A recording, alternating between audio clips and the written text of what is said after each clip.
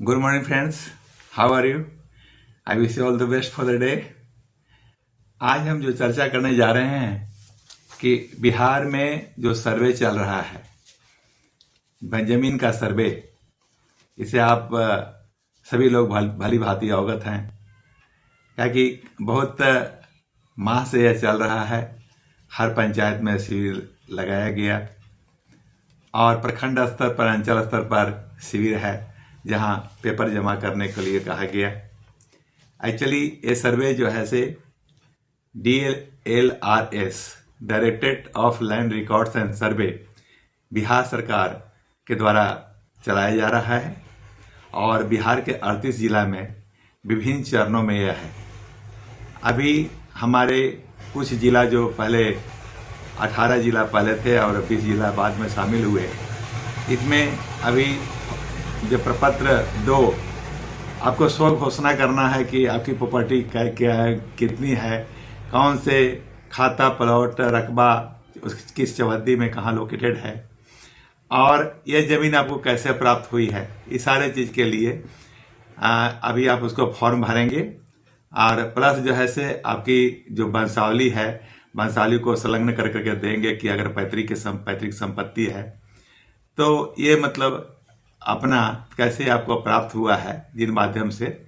तो अभी जो है से यहाँ पर दिखलाएंगे हम कि अभी प्रपत्र 2, कृपया इसे देख लें कि प्रपत्र 2 यही है।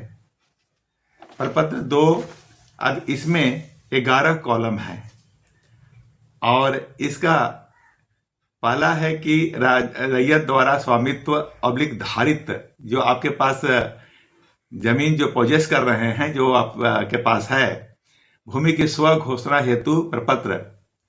देखिए सरकार ने क्या किया है, सर्वे का भी रूल है कि पहले आप घोषणा करें और फिर सर्वे का टीम वहां जाकर के उसका निरीक्षण करेगा, उसकी पैमाइश करेगा और यहाँ की आपको विदित हो कि एरियल सर्वे से काफी कुछ बन चुका है, तो उसका फील्ड वेरिफिकेशन किया जाएगा। तो पहले आपको घोषणा करना है कि स्व घोषणा, जिसको बोल रहे हैं कि आपके पास कितनी भूमि है और कहाँ पर है, किस, जैसे अब इसमें भरना है राजस्व ग्राम। राजस्व ग्राम का यह मतलब है कि आपके रहने से मतलब नहीं है, आपकी भूमि जहां पर स्थित है।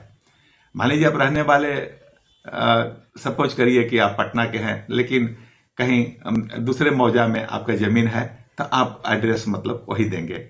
दूसरा, जहां जमीन है उसके बारे में आप करेंगे, उसका थाना नंबर क्या है, हल्का नंबर क्या है, वो मतलब हल्का लगभग पंचायत के बराबर होता है, तो किस हल्का में वो जमीन है, उसका पुलिस थाना क्या है, अंचल क्या है और जिला क्या है, इतना आप करेंगे।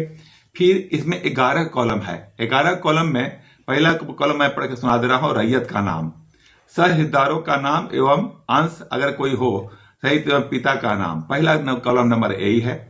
तो पहला कॉलम में रैयत का नाम, अगर जमीन है तो देखिए, मरे हुए व्यक्ति के नाम तो सर्वे होगा नहीं, मरे हुए व्यक्ति के नाम से जमीन हो सकता है, तो आपके पूर्वजों के नाम से जमीन हो सकता है। अभी जो उसमें कौन कौन हिस्सेदार हैं उनका नाम आप अंकित करें। अगर एक ही मतलब माने पुत्र है चाहे पुत्री है, तो इसमें आप उसका नाम अंकित करें और उसका जो है से उसके पिता का नाम अंकित करें। तो जैसे मान लीजिए कि राम है, पिता श्याम। अगर 3 भाई हैं तो पिता में उसमें जो है से राम, लक्ष्मण, भरत, शत्रुघ्न, पिता दशरथ। कुछ ऐसा लिख करके एग्जाम्पल के रूप में मैं कह रहा हूं, मैं यही कुछ लिख देना है, ऐसा नहीं करना है, आपके साथ जो लागू होगा वो करिएगा। फिर अस्थाई पता, आप कौन से गांव के रहने वाले हैं, वहां का पोस्ट ऑफिस कहाँ है, थाना कहाँ है, थाना पोस्ट ऑफिस है ना, और जिला जो है वो उसको अंकित करें। अब देखिए, स्वामित्व / धारित भूमि का ब्यौरा दीजिए, तो उसका खाता क्या है। अब खाता मान लीजिए 1 है, तो अगर 1 भरिए, खेसरा कितना है तो मान लीजिए 325 है प्लॉट, खेसरा माने प्लॉट, यहाँ प्लॉट 325 है। रकबा में एकड़ और डिसमिल दिया हुआ है, इसे बहुत ज्यादा जैसे अमीर लोग है ना, लिखने लगता है 3 एकड़ डिसमिल तो 2 डिसमिल, ऐसा नहीं है। आप एकड़ के सामने 0 लिखिए, डैश करिए, और डिसमिल में अगर 12 डिसमिल है तो 12 लिख दीजिए, डिसमिल क्लियर हो जाएगा। और चौहद्दी में उत्तर दक्षिण पूरब पश्चिम का आप भर दीजिए। उत्तर में आपके चौकीदार में कौन है, वो जमीन जहां पर आप इसको भरे हैं, तो इस जो खाता प्लॉट रकबा भरे ना, तो अब इसके उत्तर में कौन है, दक्षिण में कौन है, पूरब में पश्चिम में कौन है, यही तो चौहद्दी होता है, तो भर दीजिए।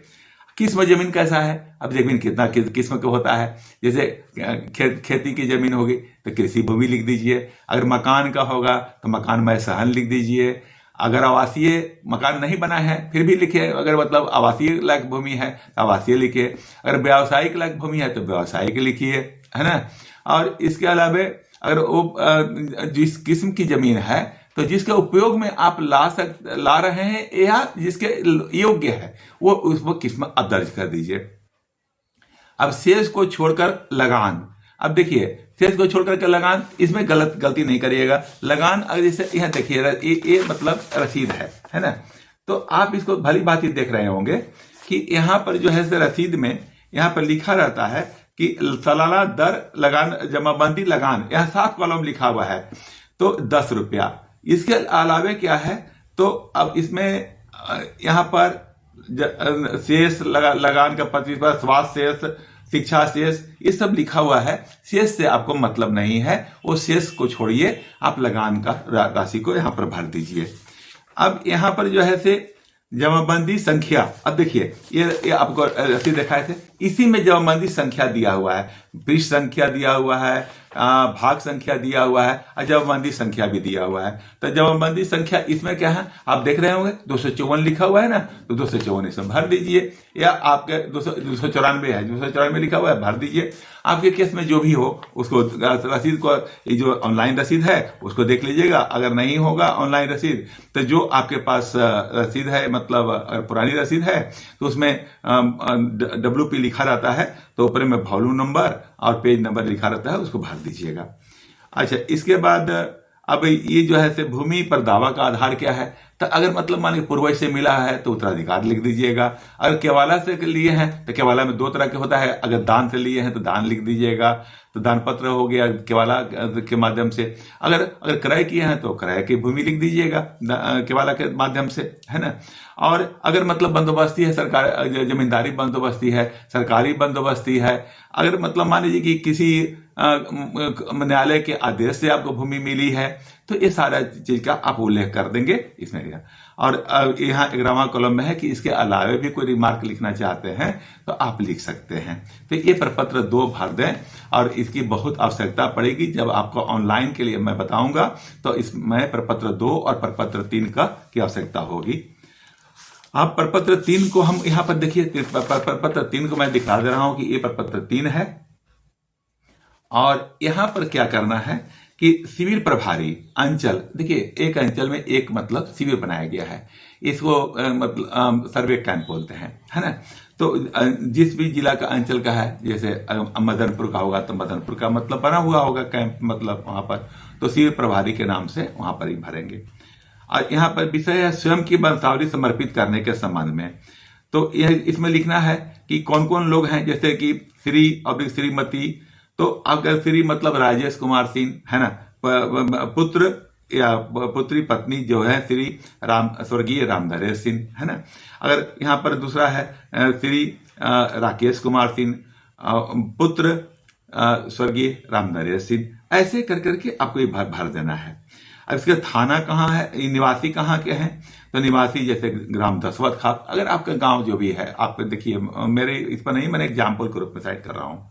अच्छा, इसके अलावे जो है से ग्राम, थाना, अंचल, जिला और जाति कौन सा है, जाति का उल्लेख कर दीजिएगा, है ना। इसलिए आवेदन के साथ संलग्न प्रपत्र 2 भी आपको हम दिखलाए थे, वही प्रपत्र 2 है, अंकित है।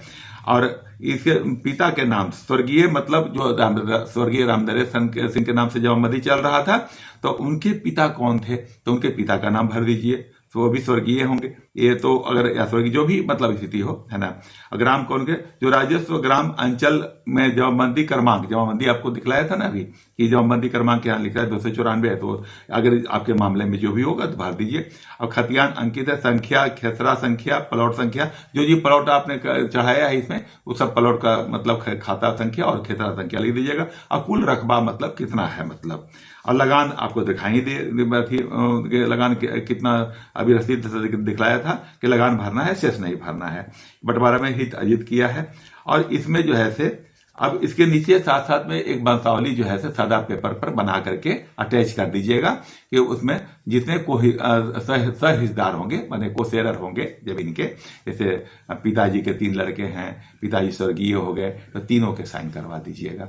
और करवा करके और यहाँ याचिकाकर्ताओं का हस्ताक्षर तीनों भाई मतलब या तीनों जो भी पुत्र होंगे या तो उनका साइन करवा देंगे। ये प्रपत्र 3 का कंप्लीट हो गया। और इसमें देखिए प्रपत्र 2 में जो है से रैयत का हस्ताक्षर यहाँ पर करिएगा। सबका साइन करने की आवश्यकता नहीं है, जो भी कोई भी एप्लीकेंट है सबसे बड़ा भाई है तो उसको करा दीजिए।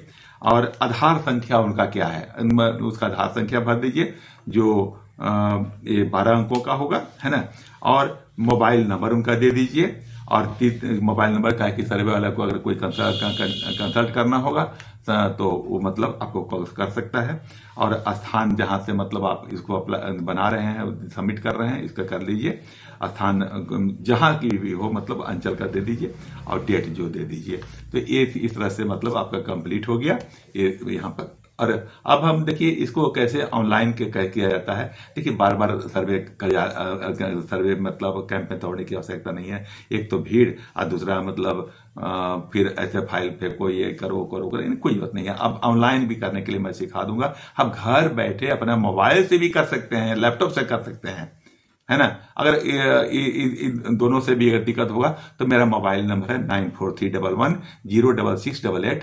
मैं जिला बंदोबस्त पदाधिकारी पलामू का रह चुका हूं प्रभार में, और मैं वहां का एडिशनल कलेक्टर भी रह चुका हूं। मैं आपको अच्छी तरह से इसमें गाइड करूंगा, इसलिए इस पर कॉल करेंगे। तो उम्मीद है कि आज का वीडियो आपके लिए बहुत उपयोगी होगा और आपका दिन काफी शुभ हो। अगर ये वीडियो आप लाइक करते हैं तो लाइक करें और इसके बाद इसको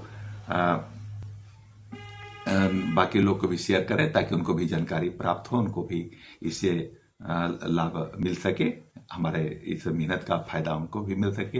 और जो लोग हमारे चैनल को सब्सक्राइब नहीं किए हों ये काइंडली इसको सब्सक्राइब करेंगे, क्या कि आपका नोटिफिकेशन इस पर प्राप्त होगा कि हमने कौन सा वीडियो अपलोड किया है और कैसे। और मेरा उद्देश्य यही होगा कि मैं इंफॉर्मेटिव वीडियो डालूं।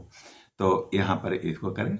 और अगर कोई कमेंट आपको देना है, कुछ पूछना है या मुझे अब मेरा वीडियो अच्छा लगा या इसमें क्या कमी है, कैसे सुधार ला सकूं, आप kindly my self is open heart, आप उसको कर सकते हैं। मुझे बहुत खुशी होगी।